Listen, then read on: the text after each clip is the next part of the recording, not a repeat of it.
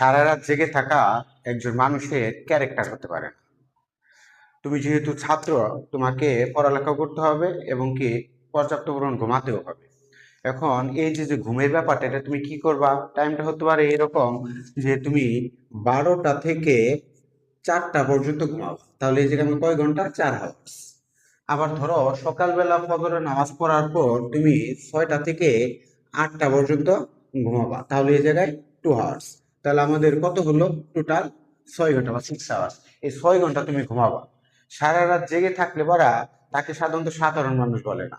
যেহেতু তোমার সামনে পরীক্ষা, হ্যাঁ এটা ঠিক, যারা জীবিকার তাগিদে মানে অর্থ উপার্জনের তাগিদে রাত্রি জাগরণ করে তাদের বিষয়টা আলাদা, কিন্তু তুমি যখন একজন স্টুডেন্ট, তোমাকে নির্ধারিত টাইম পর্যন্ত পড়ালেখা করতে হবে এবং ঘুমাতে হবে, সেক্ষেত্রে আমি কয় ঘন্টা ঘুমাতে পারি এখন?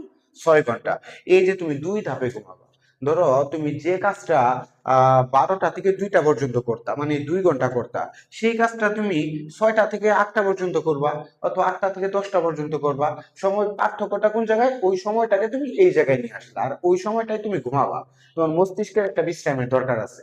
ঠিক আছে?